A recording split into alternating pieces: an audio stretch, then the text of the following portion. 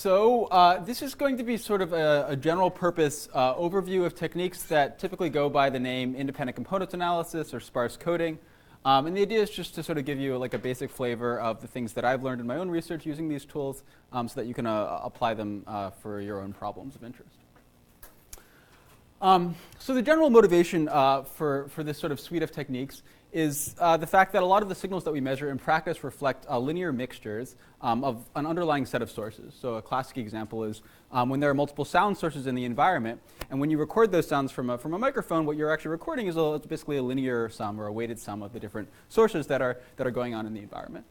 And it's often useful to have a way of taking the measurements that you record, which reflect a mixture of these underlying sources, and to go back and infer what the underlying sources are. And these sort of general, and ICA and sort of related algorithms provide sort of a general purpose way of trying to infer those sources without knowing anything sort of too specific about the nature and structure of those underlying sources. So the sort of classic example of ICA in action is the cocktail party problem. So the idea of this setup is that there are a bunch of sources in the world that are producing sounds. So they might be multiple people talking or someone playing piano and someone else talking. And you have a bunch of microphones, each at a different position in the room. And each microphone is recording a different weighted mixture of the underlying sources. And the goal of the algorithm is basically to take these microphone recordings, each of which contain waveforms or contain information from each of these different sources, and to then go back and infer what the individual sources are. And the sort of cool finding is that if you have a number of microphones equal or greater than the number of sources in the environment, that you can use a relatively general algorithm to figure out what the underlying sources are. And if the recordings are fairly high fidelity, this works sort of remarkably well. It works like sort of almost perfectly. So I'll just play you an example, or show you an example of this, because this is sort of the classic demonstration of ICA. Okay, so this is just a website that sort of demos this algorithm. So the idea is that you can pick a bunch of different sources. So we can pick the sound of a siren, the sound of someone talking, and maybe the sound of a string quartet. We can create a bunch of different microphone recordings. So we're going to create 3 different microphone recordings by just linearly mixing together these signals with different weights. And we can listen to what these sound. Riippumattomien komponenttien analyysi seuloo suurista tietomääristä automaattisesti. You've got a siren, you've got someone talking, and you have a string quartet. And then the idea is that we're going to use these 3 different recordings to try and figure out what the individual sources are, again, using this sort of general purpose statistical machinery. So we can ask it to separate the sources and then listen to what it produces. So this is one of the sources inferred with an ICA algorithm, inferred by a type of ICA algorithm applied to these 3 microphones. Riippumattomien komponenttien analyysi seuloo suurista tietomääristä automaattisesti esiin So it's sort of cool, right? It's like basically perfect. It does a perfect job of inferring the underlying sources. We can listen to a different source. So there's the string quartet. And lastly, there's the siren. Okay. So why is this sort of a classic demo? Well, one, it's just kind of impressive. Right, you can take these 3 different recordings and basically perfectly recover the underlying sources. And the reason that this works so well is that the assumptions of ICA fit particularly well to this problem. So there's sort of 3 key assumptions, which I'll go over in a lot more detail throughout the rest of the lecture, are that the sound waveforms have to be close to independent. That's true because basically each different sound source is sort of doing its own thing. The way in which sounds mix in the environment is truly a linear process, just due to the physics of sound, basically. And lastly, the source waveforms, which in this case are just the pressure wave for each of the different sound sources, have to have basically a histogram that's non-Gaussian, or distribution that's non-Gaussian. And I'll go into more detail about what that means, but this happens to be the case for basically many different sound sources. So the reason this works so well is because basically all of the assumptions of ICA fit well. Another example is EEG. So many people use ICA-type algorithms as a way to denoise EEG signals. So the basic idea is that the actual signals that you're going to measure, so here are recordings, electrodes, from 5 different electrodes placed across the skull. And the idea is that the actual recordings that you measure, because they're these sort of coarse recordings that reflect activity from lots of different brain areas, are going to reflect responses from lots of different signals. And those signals are going to approximately mix linearly in each of these different electrodes. So for example, if you have some signals that reflect sources of noise, like the movement of eyes, and different signals that reflect sort of an independent activity of different neural populations, you might be able to separate those different sources using an algorithm like ICA and try to recover the underlying sources. And lastly, the example that I'm going to basically spend most of the time talking about, just because it's more familiar to me and it's what I've used in my own research, is that you could potentially apply this technique to other neuroimaging techniques like fMRI. So we know that fMRI, that the basic unit of measurement in fMRI is a voxel. And voxels are basically telling you the average change in blood activity in a local area. And because blood signals are relatively coarse and because fMRI voxels are relatively large, the actual signals that you're going to measure are going to be basically an aggregate of responses from hundreds of thousands to millions of neural populations, each of which might plausibly have different types of tuning. So what you actually measure might reflect basically a linear sum of the underlying neural selectivity. And so again, you might be able to use these types of techniques to try and go back and infer what that underlying selectivity is. So the sort of working example that I'm going to use for much of the talk is an experiment that I and my colleagues ran where we measured responses to a large set of sounds. And I'm just going to use this example for practical reasons. I just have slides. I'm used to talking about them. It'll be sort of clear if I use this example. But all of this sort of logic and ideas will apply broadly to all of the different applications that I just talked about. And I'll try to sort of link the data set that I'm showing you here with the other types of applications you might use throughout the talk. And if you have questions about that, interrupt me. So in this experiment, we measured responses to 165 different sounds. Each sound was 2 seconds in duration. And what we get from the experiment is basically a vector that tells us the average response of each point in the brain or voxel to all of the sounds that we've tested. So here's an example of the response of 3 different actual voxels that we measured. And you can see that they differ. So the response of each voxel differs across the brain, as you'd expect.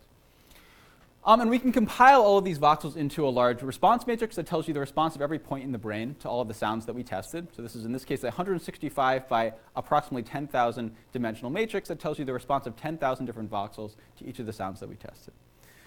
And our hypothesis is that this large data matrix, which contains responses from thousands of voxels, might reflect the response of a relatively small number of neural populations, each of which has a distinct response to the sound set, and each of which basically has a different weight in each voxel. So the idea is there might be some neural populations that say reflect selectivity for musical sounds, or other neural populations that reflect selectivity for speech sounds, or other neural populations that reflect selectivity for, say, particular acoustic dimensions. And what we're actually measuring from this large data matrix is just basically those different neural selectivities, but weighted to different degrees depending on the number of neurons in that population that are present in each of the different voxels. And so again, the same sort of basic logic applies to what I talked about in the case of source separation. But instead of each microphone reflecting, say, a weighted sum of different audio signals, each voxel is going to reflect a weighted sum of different underlying neural populations. So to make this concrete, we're going to model the response of each voxel, which is just a vector of responses to the sounds that we tested, as a weighted sum of a few different canonical response profiles, each of which might reflect the response of a different neural population in auditory cortex. And in the case of a matrix where we have responses from many different voxels, we can express this as matrix factorization. So the idea is that we're going to try and explain or approximate this data matrix as the product of 2 smaller matrices. A response profile matrix that tells us the response of each of the different neural populations that we're going to discover to the sounds that we tested, and a voxel weight matrix that tells us the contribution of each of those neural populations to each voxel in the brain. And so to sort of relate this to the source separation problem that I described earlier, in that case, the data matrix would be basically sources by waveform. So you'd have, like, say, 3 different sources and then the waveform from each of the sources. Then you'd have a microphone matrix that tells you basically the contribution of each of those sources to each microphone, and then you'd have the sources. And so this would be the sort of the key matrix that you would look at in order to figure out what was present in the environment. Okay. I already said all that. And so the sort of key fact about this problem, or one key fact about this problem, is that this problem of approximating a data matrix as the product of 2 smaller matrices is inherently ill-posed, which means that there are many equally good solutions. So there are many of these smaller matrices that can just as well approximate this data matrix. And so in order to come up with an actual solution, you need to constrain this problem with additional constraints. And the specific constraints that you apply basically give you the different dimensionality reduction algorithms that people typically use in practice. So PCA basically composes 1 or 2 constraints, depending on how you think about it. So it imposes the constraint that both the response profile matrix and the voxel weight matrix have to have vectors that are uncorrelated. So every response profile matrix has to be uncorrelated with every other response profile matrix, and every voxel weight matrix has to be uncorrelated with every other voxel weight matrix. And so if the underlying sources, if this is true for the underlying sources, so if the underlying neural populations have response profiles that are uncorrelated and voxel weights that are uncorrelated, this might be a good constraint. If they don't, it might be a bad one. And the second assumption that is implicitly basically imposed by PCA is that the different components have to have different amounts of variance. So if you want to use PCA to try and uncover what the underlying sources are, then those underlying sources have to explain different amounts of variance in the data. If they don't, you can't use PCA to find them. ICA imposes a different set of assumptions or constraints. So it basically doesn't impose any constraints on the response profile matrix, and it doesn't impose any constraints about the amount of variance that's explained, but it imposes basically a stronger constraint on this voxel weight matrix. So it says the voxel weights have to be not only uncorrelated, but statistically independent. And in practice, they also have to have a non-Gaussian distribution. And I'll go into a bit more detail now about what each of those two things means. So statistical independence, we all have some sort of intuition for. The way I think about it is that knowing the weight for one component doesn't tell you anything about the weight for another component. So if you know that a given voxel has, say, a strong weight for, say, a population that responds to music, it doesn't tell you anything about whether that voxel will also have a strong weight on a different component that reflects selectivity for some other dimension. Mathematically, it means that the probability of observing weights for two different components factorizes as the product of observing the weights individually. And sort of an important fact to note that many people, I think, that often confuses many people, is that statistical independence is a stronger constraint than saying that the two variables are uncorrelated. So all independent variables are uncorrelated, but not all uncorrelated variables are independent, which you can see down here. So all of these scatter plots plot scatter plots for two variables that clearly have some dependencies, right? So if you know the value along the x, that tells you something about where you are on the y-axis. But at the same time, if you fit a line to each of these plots, you can see that what you'll get is a flat line. So in all of these cases, the two variables that are being plotted are perfectly uncorrelated, but have strong statistical dependencies. And so the point is that ICA basically, in some sense, relaxes the constraint on the response profile matrix and strengthens the constraint on the voxel weight matrix. Okay, and the other constraint is that the distribution of the underlying sources has to be non-Gaussian. So for example, in the case of source separation, the underlying sources have to have waveforms whose histogram is non-Gaussian, or whose distribution or probability function is non-Gaussian. And there are many ways for a distribution to be non-Gaussian. So a distribution can be sparser than a Gaussian, so it can have heavy tails. It can be less sparse than a Gaussian, more uniform. It can be skewed, so have a heavy tail on one side. And as long as the algorithm is sort of tailored to to the appropriate non-Gaussianity, ICA can work in all of these different cases. It just has to be the case that the distribution has to differ from a Gaussian distribution. And the reason for this, and the reason why non-Gaussianity happens to be linked to statistical independence, is basically due to the central limit theorem. So the central limit theorem tells us that if we sum together independent non-Gaussian distributions, those distributions will become more Gaussian. And this is really the key insight to ICA. And the result of this that's relevant to ICA algorithms is that basically the converse is true. So basically, if you look for projections in your data that are maximally non-Gaussian, you can use that as a signature for the underlying sources, because we know that if we take weighted sums of the independent sources, those sources will become more Gaussian. So does this maybe it's worth asking a question if that doesn't make sense. It's sort of a key point, right? That if you take two different non-Gaussian distributions that are independent, you sum them, you're going to get something that's more Gaussian. And so as a result, you can use non-Gaussianity as basically a signature for statistical independence. And this poses the obvious question of what happens if the sources are Gaussian, and the answer is that you're out of luck, right? So if you take two Gaussian distributions, you mix them together, you're going to get a Gaussian distribution. And so you can't use non-Gaussianity as a signature of the underlying sources. And this is why there's this extra, very closely related extra assumption that the sources have to be non-Gaussian. Okay. So in the next part of the talk, I'm going to basically go over these ideas in more detail using sort of a toy example and sort of flush out the ideas behind sort of a simple algorithm that we can use to apply these ideas. So in this toy example, we're going to imagine that we have a brain, and that brain contains two different types of neurons. It contains neurons that are selective for speech sounds, so they give a high response for speech sounds and a low response for non-speech sounds. And a neural population that responds to music sounds, so it produces a high response for sounds that are musical and a low response for sounds that are non-musical. And we're going to run an experiment where we measure responses to three different sounds: the sound of a piano, which is a musical sound; the sound of a person speaking, which is a speech sound; and the sound of a pop song, which is sort of a mixture of the two. It's both a musical sound and a speech sound. And we can imagine a voxel that contains responses from lots of different speech-selective neurons. And so as a result, produces a high response for the sound of a person speaking and the sound of a pop song, and a low response for the sound of a piano. And so in our three-dimensional space here, it falls sort of over here to the left. And we can now imagine the response from a different voxel that has a lot of neurons that are music selective. And so it produces a high response for the sound of a piano and for a pop song, and a low response for the sound of a person speaking. And so it falls over here. And we can, of course, now consider voxels that are mixtures of these two different neural populations. And these different voxels will fall somewhere in between this space. And if we iterate this procedure, we'll come up with a picture that looks something like the picture on the left. So the blue dimensions here show you the response profiles, or the response of the underlying neural populations that are selected for music and speech. And basically all of the voxels in between reflect some mixture of those two different neural populations. And so what we want is some algorithm that will take these data points and tell us the blue lines, that will infer the blue lines from this cloud of data points. So we can now ask what happens when we run PCA in this data set. What are the response profiles that are spit out? And the answer is that you get out the vectors that are shown in red here. So on the left, I'm plotting the inferred response profiles of the principal components in red. And on the right, I'm showing the data projected onto these two principal components. And basically, I'm taking each data point and I'm applying the pseudo-inverse of the PCA response profile matrix, if that makes sense to you. And so as a result, you get the picture shown here.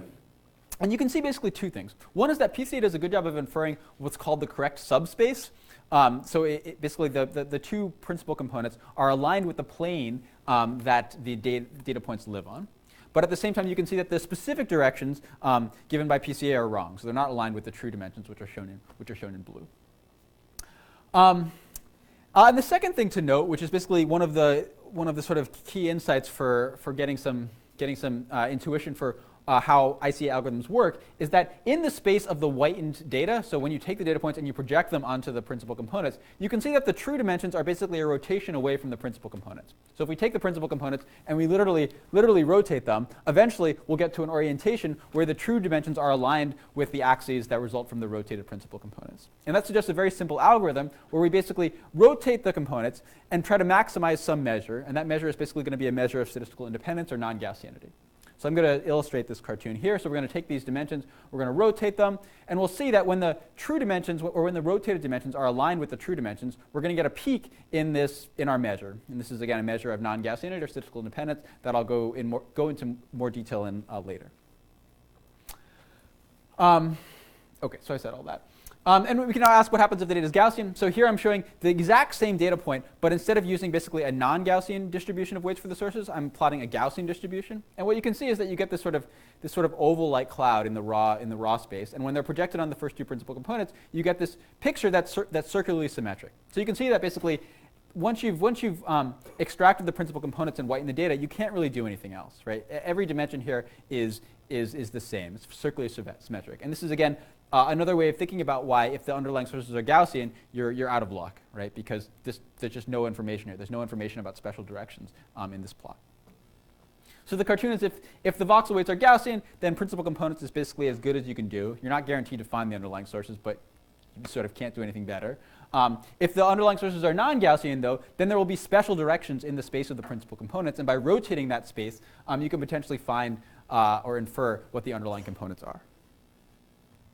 OK, so this suggests a simple sort of two-step recipe or algorithm for inferring sources. The first step is basically PCA, so project the data onto the top principal components. In some cases, many people will discard some of the low variance components as a way to denoise the data. And then take the principal components that you measure and rotate them to maximize a measure of non-Gaussianity. And this poses several questions about how to actually do this in practice. So we need some way of measuring non-Gaussianity, and we need some way of maximizing or optimizing our measure. So I'll next go through basically I'll give sort of a short cartoon or outline of how you might go about doing this in practice. Arguably the gold standard for a measure of non-Gaussianity is Negentropy, which is literally basically the negative entropy. So it's often written relative to a Gaussian, although this term here is basically a constant. So this equation shows the difference between the entropy of a Gaussian variable and the entropy of the target distribution that you're interested in.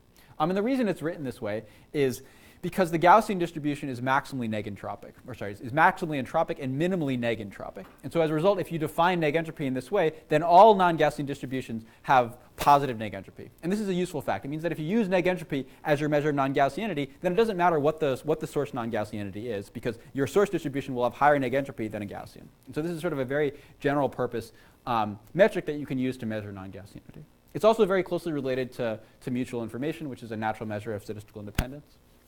And so as a result, this is often thought of as sort of the gold standard for a measure of non-Gaussianity or statistical independence. But the downside of negentropy is that it's, as with entropy, it's often hard to work with. It's hard to measure and often hard to optimize and differentiate.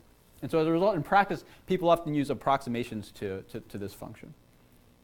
So one common approximation is kurtosis, which is effectively equal to the fourth moment of the distribution. And this is a heuristic that's useful if the underlying source is sparse. So if the underlying distribution of weights for the source that you're trying to measure has heavy tail distributions, then this will be a useful metric for measuring, for determining that the distribution is non-Gaussian, i.e. it will have a higher value than a Gaussian when it hits on the underlying source.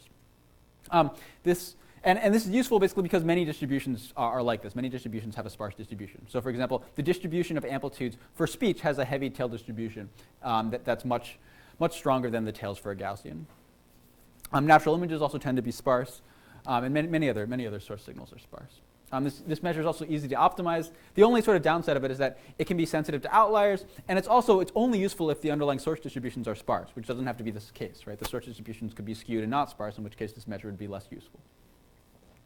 Another common metric is skew, perhaps unsurprisingly.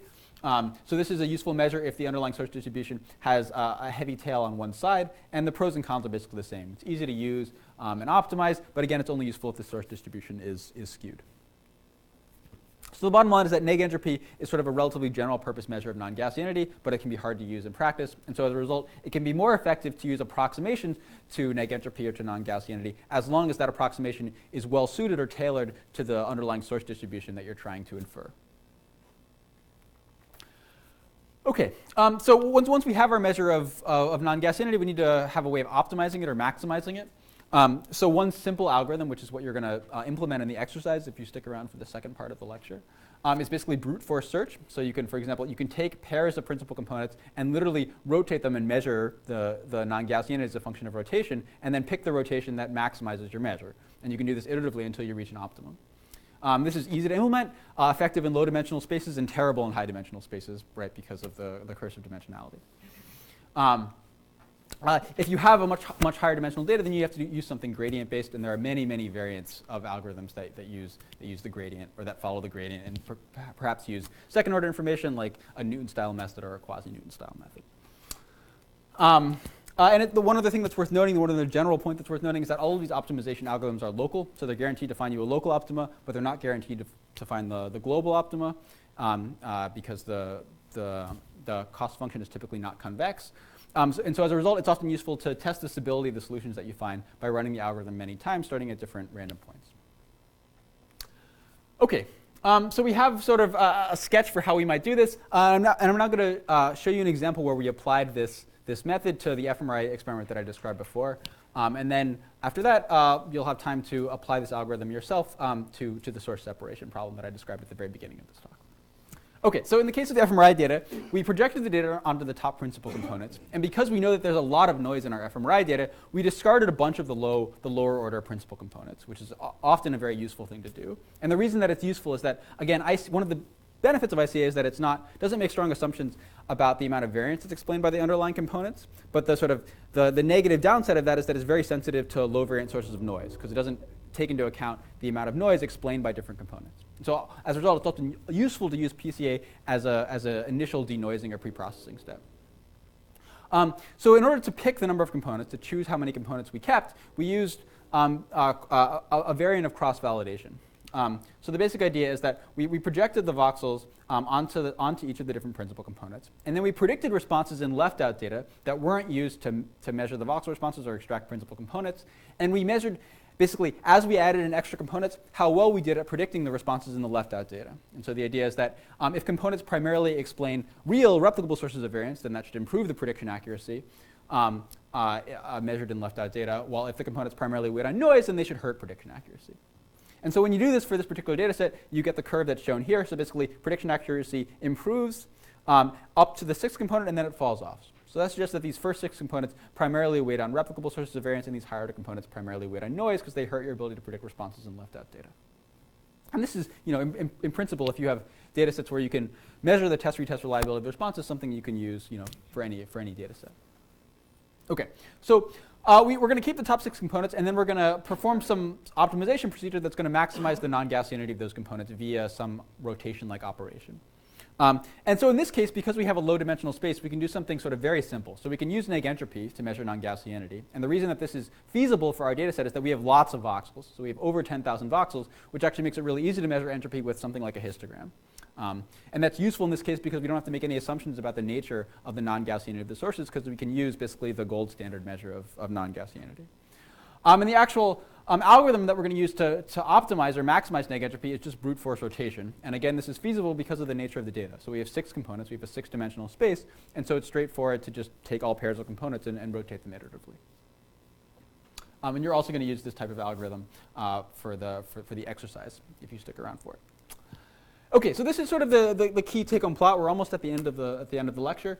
So this shows you the non-Gaussianity as measured via negentropy of all pairs of principal components extracted from the fMRI data. And each line here shows you that plot for a single pair of components as a function of rotation. So we're taking basically 2 random components, and then we're rotating them and measuring the negentropy. We're measuring how the negentropy changes as a function of the rotation. And the key point of this plot is that these lines are not flat. So if the data were Gaussian, then everything would be circularly symmetric when projected into the space of the principal components. And so basically, all of these lines would be flat and at 0. But the fact that these components vary as a function of rotation means that the data is non-Gaussian, means that there are special directions, and means that we can optimize the non-Gaussianity of the components via rotation. And the plot here on the right basically shows you that our optimization worked. So we took the components, iteratively rotated them until no further rotation could improve the negentropy of the components. And you can see that we arrive at a clear local optima such that no rotation further improves the measured negentropy. Okay. And then just for the last part of the talk, I'll just briefly describe some of the results from this experiment, because I went through all the work of telling you the experiment, and it's kind of fun. It illustrates some of the benefits of the method. So what we get from this analysis is basically 6 components, each of which have a response profile, i.e. a response to the sounds that we tested, and a weight vector telling us the contribution of each of those response profiles to each of the voxels.